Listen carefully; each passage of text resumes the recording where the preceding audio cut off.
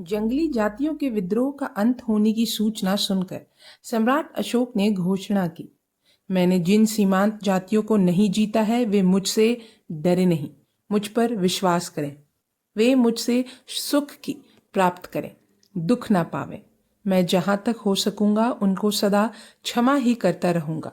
वे इस लोक और परलोक को सुधारने के लिए धर्म का आचरण करें। मेरी यह इच्छा है कि मेरे कर्मचारी सीमांत जातियों को धर्म मार्ग पर चलाने के लिए सदा प्रयत्न करते रहें। मेरी यह घोषणा उस राज्य में पत्थरों पर खुदवा दी जावे जिससे पत्थर हृदय भी पढ़कर हिल उठे। और सम्राट की यह घोषणा आज भी उड़ीसा राज्य में धौली और जौगढ़ नामक स्थानों में पहाड़ों पर अंकित है। इस घोषणा के तुरंत बाद ही तक्षशिला के एक दूत ने राज दरबार में प्रवेश किया। उसने सम्राट का अभिवादन करने के बाद एक सोने की डिबिया भेंट की। सम्राट ने डिबिये की मुहर तोड़कर उसे खोला। डिबिये में हीरे के समान दो सुंदर आंख और एक पत्र रखा हुआ था। आंखों को देखकर सम्राट ने कहा, कितनी सुंदर है ये आंखें, ठीक मेरे पुत्र कुणाल जैसी। मालूम होता है ये कुणाल पक्षी की आंखें हैं। इन आंखों को मैं अपनी बड़ी रानी तिष्यरक्षिता को भेंट कर दूंगा। तक्षशिला के शासक ने भी क्या सुंदर उपहार भेजा है। और कहते कहते सम्राट अशोक पत्र को पढ़ने लगे। पत्र पढ़ते ही उनके होश उड़ गए, पर कुछ क्षण बाद ही उनकी आंखें लाल हो उठी, माथा तन गया, भौएं टेढ़ी हो गई और नथुने फूल उठे। उन्होंने तुरंत इस षड्यंत्र की खोज की। खोज करते ही उनके मुख पर क्रोध की झलक दिखलाई पड़ी। वे चिल्ला उठे, मेरे कर्मचारियों ने मुझे धोखा दिया है। महारानी नीच, निर्लज्जा और चरित्र भ्रष्टा है। उस पापिनी ने पाप किया है। पाप में छल से कुणाल की आंखें निकलवा कर उसे भिखारी बना दिया है। आज मैं सभी पापियों को छांट छांट कर दंड दूंगा। सब मेरे क्रोध भूल चुके हैं, आज वे मेरे क्रोध देखेंगे। महारानी तिष्यरक्षिता को बुलाया जाए।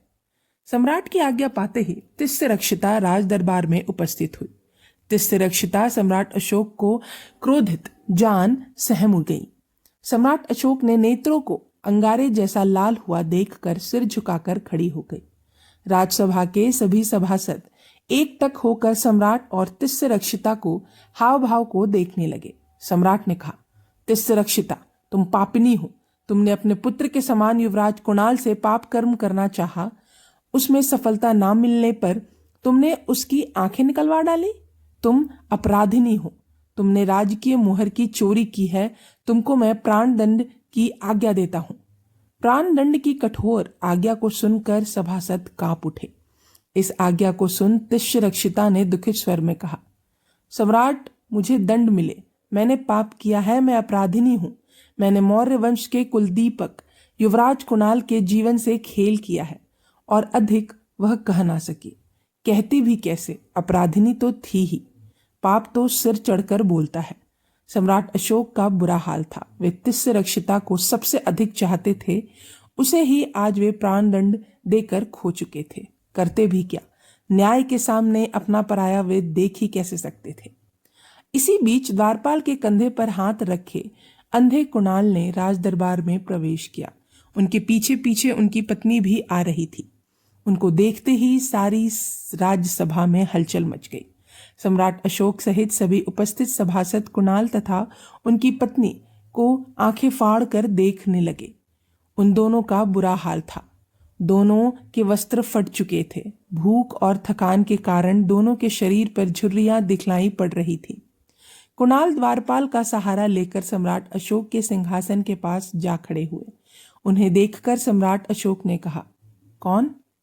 कुणाल, तुम इस वेश में इतने दिन से कहाँ रहे? कुणाल ने उत्तर दिया, सम्राट, हाँ, मैं आपका पुत्र युवराज कुणाल हूं। आपकी आज्ञा से ही मेरी दोनों आंखें निकाल ली गई हैं। मैं आप ही की आज्ञा से वनों में घूमता रहा हूं। आज ना जाने कौन सा आकर्षण मुझे आप तक खींच लाया है। मैं भारत के महान सम्राट अशोक को अपनी वीणा का संगीत सुनाने की इच्छा से आया हूं।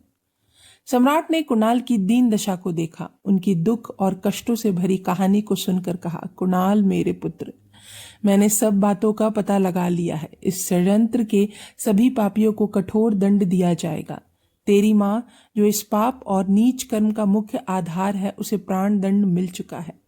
तू पिता को वीणा का मधुर राग सुनाना चाहता है तो सुना। चल, तेरे सुंदर संगीत से ही मैं अपने मन को शांति दूंगा। कुणाल ने आज्ञा पाते ही वीणा पर मधुर संगीत का राग छेड़ना शुरू कर दिया। कुछ ही क्षणों में सारी राजसभा उसके मधुर संगीत को सुन झूम उठी। स्वयं सम्राट अशोक भी बेसुध हो गए। उनको भी संगीत से सच्चा आनंद का अनुभव हुआ। संगीत के खत्म होने पर कुणाल ने सम्राट अशोक से कहा, सम्राट, सच्चा आनंद मोह त्यागने पर मिलता है। आप मोह त्यागे, आनंद आपको मिल जाएगा। मुझे ही देखिए, मैं अपने नेत्रों के मोह को छोड़ चुका हूँ। इससे मुझे लाभ ही हुआ। मेरा मन अब सबको समान समझता है। आज मेरे बाहरी नेत्र ना रहे तो क्या, हृदय में ज्ञान का प्रकाश तो फैल चुका है। इसी कारण से मैं अपनी वीणा के तारों के बल पर आप सबको आनंद देने में समर्थ हूँ। आप भी सम्राट मेरा मोह छोड़ माता को प्राण दंड ना दें। अपराधी को अपराधों से घृणा करें, अपराधी से नहीं। अपराधी के हृदय को क्षमा से जीतने की कोशिश करें। उसके हृदय को भय और दंड के बल से बदलने का मोह छोड़ दें, तभी आपको भी आनंद मिलेगा। पर कुणाल, यह तो राजकाज का न्यायपूर्ण चलाने का प्रश्न है। यदि ऐसे पापियों को दंड ना दिया जाए तो फिर राजकाज कैसे चले? राजकाज में रोड़े अटकाने वाले को दंड देना आवश्यक है, सम्राट अशोक ने कुणाल को समझाते हुए कहा। कुणाल कुछ मुस्कुराकर बोला, सम्राट, बल प्रयोग की नीति को आप छोड़ चुके हैं। उस नीति को फिर अपनाना मोह नहीं तो और क्या है। मैं अंधा हो चुका हूँ, मेरे नेत्र अब वापस नहीं लौट सकते। इसीलिए आप माता तिस्रक्षिता को प्राण दंड ना दें, उनके अपराध को क्षमा कर दें। अपराधी के अपराधों को क्षमा करने में जो आनंद है वह उसे दंड देने में नहीं मिलता है। सम्राट अशोक ने कुणाल की बातों पर खूब सोच विचार करने के बाद घोषणा की, अपने प्रिय पुत्र कुणाल की नीति को परखने के लिए मैं महारानी को दी गई प्राणदंड की आज्ञा रद्द करता हूँ। साथ ही आज मैं अपने सभी कर्मचारियों व गुप्तचरों को सूचना देता हूँ कि वे मुझे प्रजा का हालचाल से हर समय सूचित करते रहें। चाहे मैं खाता हूँ, सोता हूँ, सवारी कर रहा हूँ या महलों के बाहर बैठा हूँ, मुझे सभी कार्यक्रमों की सूचना दी जाए। सब जगह सब समय की सूचना मुझे मिलनी चाहिए। मैं फिर कभी ऐसे षड्यंत्रों से बेखबर नहीं रहना चाहता। हर घड़ी के समाचारों से मुझे सूचित किया जाए। इस घोषणा के बाद सम्राट अशोक ने कुणाल को गले लगा लिया। इस समय महामंत्री राधा गुप्त ने कहा, सम्राट, आपने अपने राज्य में तथा संसार के सभी मित्र राज्यों में पशुओं की चिकित्सा के लिए चिकित्सालय खोले हैं। इन चिकित्सालयों के लिए जहां जहां औषधियां नहीं थी वहां वहां मंगाई गई हैं। उनके स्थानों पर तो उनके वृक्ष तक लगवा दिए गए। संसार के सभी प्राणी इनसे नया जीवन पा रहे हैं।